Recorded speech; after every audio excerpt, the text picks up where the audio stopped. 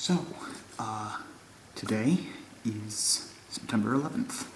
Well, sort of. Ordinarily, I'd just let the day pass. But, I'm in another country right now. And what better time to discuss the mess that your own country's in than when you're not there?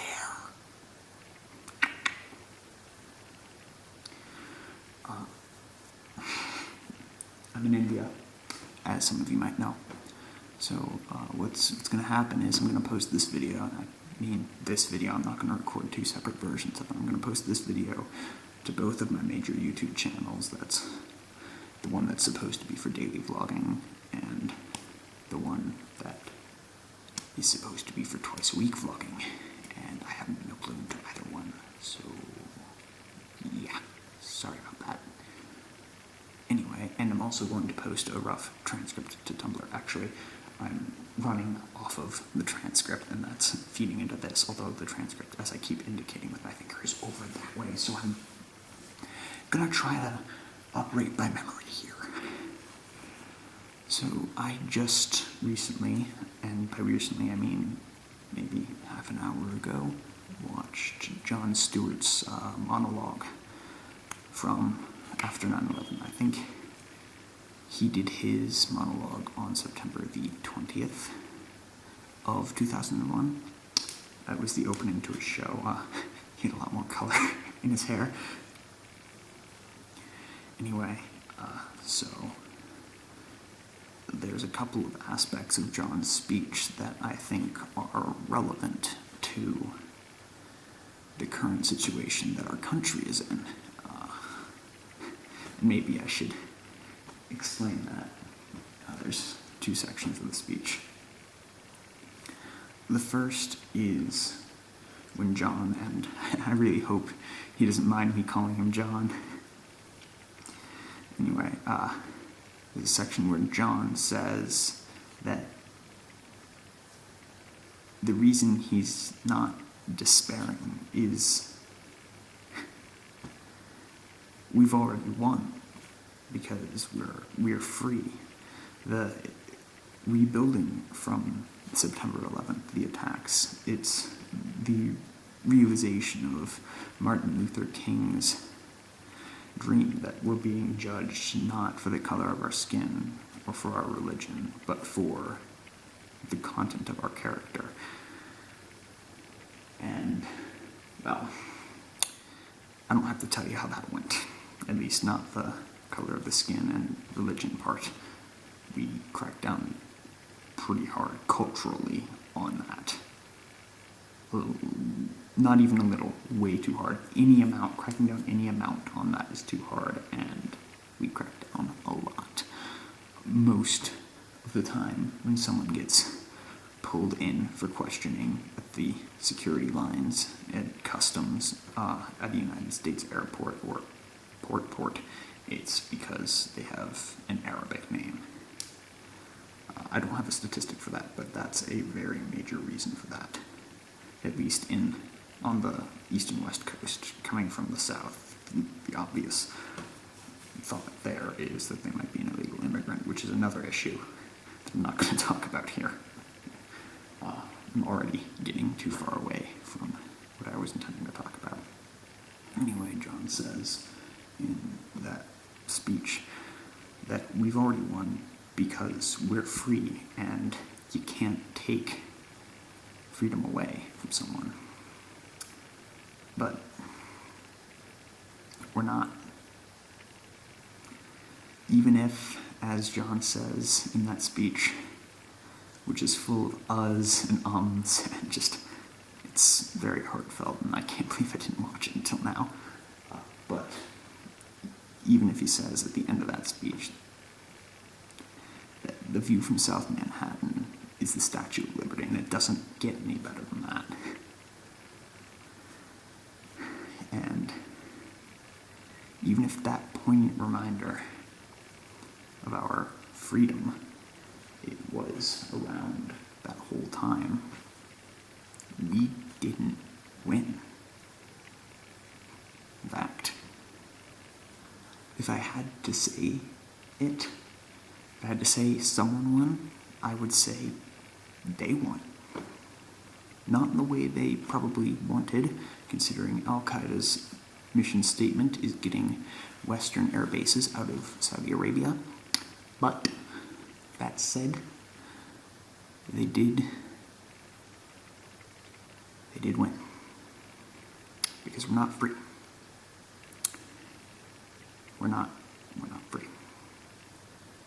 We're not free to talk to who we want to talk to because, as we found out last year, or maybe the year before that, the government is collecting the metadata from our phone calls, and they were keeping that secret because they could. We're not free to say what we want because that's all being cracked down on. Media is being arrested. Media people are being arrested in Ferguson just for showing up, just for covering the protests. They're being arrested. And they have been since it started last friggin' month. And I'm sorry, I keep looking that way. I'm just trying to refresh my memory on my transcript. It's long. I apologize for how long this video is going to be, and I don't even know if I'm going to manage to upload it while it's still September 11th. The internet here is spotty at best.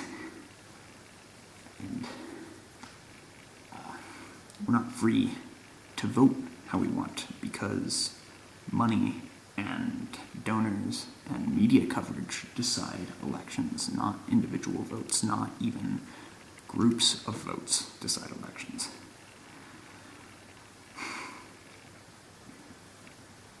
Do you know how many people would have voted for Mitt Romney if that 40% thing hadn't gotten out? A lot more than did. And I'll remind you that the 2012 election was the exception to the general rule. For the past several decades, the presidential candidate with the most amount of money in their campaign fund won their election. So there is that. We're not free to think what we want, to draw our own conclusions, because the news media does that for us. No matter what website we go to, no matter what TV station we watch, no matter what radio station we listen to for the news, save maybe NPR. There's always an ulterior motive, an ulterior angle, whatever. They always have an objective they want to achieve. Because that gets more ratings, and that gets more money. And as we all know, money is speech. So we're not free. But there's a second part to Jon's speech that I wanted to talk about. And that's when he says, they meaning the perpetrators of the attacks on September 11th, 2001. They live in chaos, he says, and chaos can't sustain itself. Never could. That's a quote. Unfortunately, we have a lot of evidence now that suggests that chaos does just that. I skipped a section. I'll get to that section after this. So, chaos, as it turns out, feeds itself. It's photosynthetic, in a sense. All it needs is attention, and that attention leads to more chaos, which leads to more attention, which leads to more chaos, and the cycle continues. We were attacked. Maybe 10,000 people died. We sent wave after wave of soldiers into the Middle East, into Iraq, into Afghanistan, to combat a concept. That's not even, you can't shoot a concept. Did you watch V for Vendetta? You can't kill an idea. Definitely not with lead.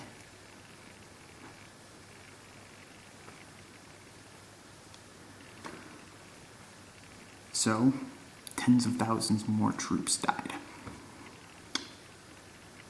Alright, maybe that's not it. But that snowballed. Then we got the Arab Spring. And with the Arab Spring came reactionary, aggressive actions from terrified dictatorships. And the Arab Spring was chaotic enough, let alone adding in the response from the Syrian army. And let's talk about the chaos back home. Congress, deadlocked. Our Congress, I think this is just a continuous record at this point, passes fewer bills than Congresses from previous eras that were known for not passing that many bills, that were known for not doing anything. Our politicians, their viewpoints are dictated by two things. One, what the lobbyists want. Two, what the other guys want.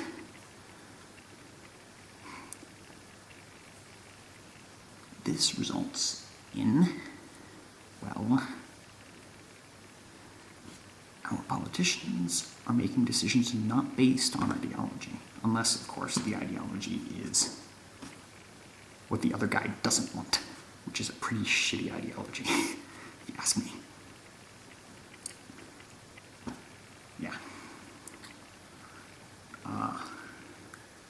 And this is getting to the point that I was going to make earlier that I mentioned security. That's a pretty hefty word. I'm going to talk about all sorts of security. I'm going to talk about airport security, about national security, about personal security. And yeah. After 9/11, Congress passed a series of acts which, frankly, restricted the freedoms and the rights of American citizens. The Patriot Act is the most famous of these. Famous of these. That's, I think, the first verbal typo I've made in this video, which is surprising considering how long it's been since I've talked to a camera. Right. They restricted access in airports, like I mentioned before. They restricted all sorts of things. Am I happy that we can detect bombs before they get onto airplanes? Hell yes. Am I happy we're doing more extensive background checks for passports? Sure. I mean, it doesn't really hurt. But what I'm not happy about is the fact that I can't tell the difference between our military and our police. They both wear camouflage, even when it's ridiculously inappropriate. They both wield automatic assault weaponry. They both use excessive force, whether it's Apache helicopters gunning down Reuters journalists, or it's an unarmed African-American male getting shot in a Missouri suburb.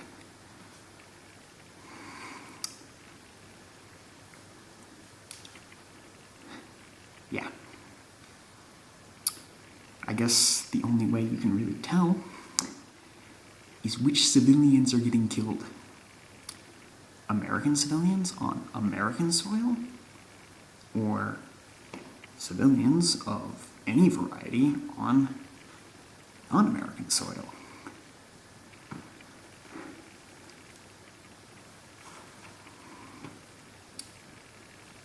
So yeah, I hope Jon, if he's watching this, which I doubt, but I hope Jon doesn't think I'm ripping on him, and to another extent, I hope anyone who's watching this doesn't think I'm ripping on Jon. Honestly, it was a moving speech, and, I wouldn't be making a sort of response to this 13 years later if it wasn't, would I? Honestly, Jon's a role model. If I had to say a goal in life, it would be getting on the Daily Show, because that's just how awesome he is. And now I sound like I'm sucking up, but it's the truth.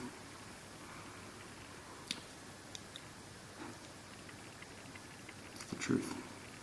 That's what this whole video has been. The truth. And now I sound like a fucking conspiracy theorist. Trust me, I'm not. I'm just saying facts. Although, you never ask the conspiracy theorist whether they're a conspiracy theorist, because they're always going to say no. They're telling you the truth. And, there's no sources downstairs. There's just me talking to a camera.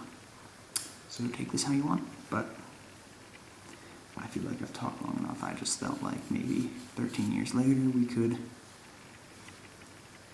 look back at what's happened, look back at our response, and maybe